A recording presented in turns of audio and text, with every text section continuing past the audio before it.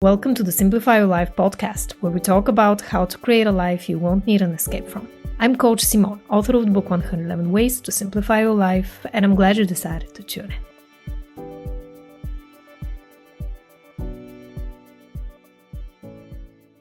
In today's podcast episode, we're going to talk about being securely attached, and I'm going to share with you how secure attachment style looks like in relationships, how to recognize it, and work on becoming more secure if you're currently not. Let's start with a brief recap of the 4 attachment styles in relationships. The first one is secure attachment, and there are 3 types of insecure attachment: anxious, avoidant, and disorganized, also known as fearful avoidant. I go way more in depth on the topic of attachment theory and what all of these attachment styles mean in episode 197. So if you've missed it, you can watch it after this one by visiting youtube.com/CoachSimone.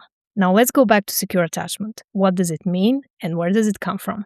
Securely attached people generally approach intimate relationships in a healthier way than the anxious, avoidant, and dismissive types because they had a secure and loving relationship with their primary caretakers. So how do securely attached people act like in a relationship? And how can you recognize if you're one of them? Secure attachment is characterized by having a healthy sense of personal space, boundaries, and a desire to spend time with your partner. Securely attached people find it easy to trust others and have no trouble admitting their mistakes and apologizing when they hurt someone. If they're in a relationship with an insecurely attached person, they could potentially influence the other person to change, since their presence is non-invasive, healthy, and secure. The thing about having a secure attachment is that more often than not, people who have it don't actively seek out others with insecure attachment, because often the emotional maturity and insecurity gap is quite big. One more clue to being a securely attached person is having a healthy relationship with your parents or primary caretakers. On the other hand, codependency or coldness, unpredictability, turbulence, or toxic behavior between you and your parents are signs of a potential insecure attachment. Sometimes having an insecure attachment style has a direct impact on suppressing certain parts of your personality. If you think that might be the case for you, download your free journaling worksheet by clicking the first link in the description box below or visiting coachsimona.com/shadow. Now let's go back to the secure attachment style. Securely attached people are independent, but they also value their romantic relationships and like to spend time with their partners. They trust them and feel safe to express their needs without any fear of rejection. Another sign that you might be securely attached is you're able to regulate your emotions effectively. You know how to handle difficult emotions and could be often described as the grounded one in the relationship. This makes you a steady and reliable partner. You might also dislike drama profusely and look for partners who are secure and loving, without any need for escalating conflicts. While you appreciate disagreement and like to work towards resolving it as a team, it's not something that you're actively seeking just to spice up your life. One more sign of having a secure attachment style in relationships is being flexible when it comes to your partner. You don't impose your plans, judgments, or desires onto them. You give them the freedom to choose, but also appreciate it when you can find a common ground. Some people might describe you as easygoing, relaxed, and laid back.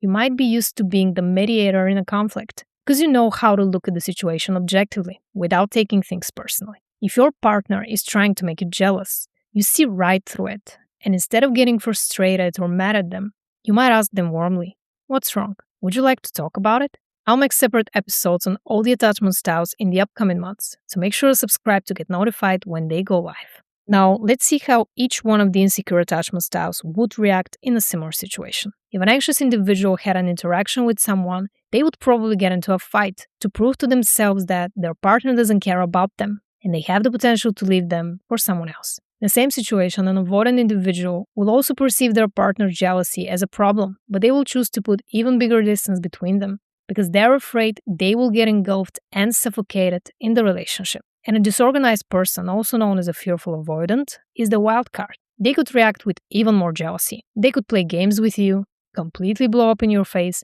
or choose to ignore you without telling you why they're upset with you. Now let's go back to being securely attached. Another sign of having this attachment style is not being insecure or self-conscious. You probably have a healthy self-esteem and feel self-sufficient, but you also enjoy having a close emotional bond with another human being, which makes you a good, stable partner. You're able to empathize with people, but also have self-compassion. You don't look down on people, but also don't feel inferior to them. You probably have a healthy sense of self and you feel self-sufficient. One of the common signs of being securely attached is your predictability, responsibility, and stability. If you have a relationship with an insecurely attached person, this could happen for two possible reasons. 1. The other person didn't show their insecurities at first. And 2. You're not bothered by that, and you have no issues helping them work through their insecurities with you. The thing that makes securely attached people different from insecurely attached individuals is that they value themselves more than the relationship. But at the same time, they want to work on the relationship for as long as the other person wants to put in the work. They have no problems admitting their flaws and saying sorry when they make a mistake. To them, it's equally important to preserve the relationship and preserve their honesty and integrity. Thanks so much for tuning in. If you enjoyed this podcast episode, please like it, subscribe, and I'll see you in the next one.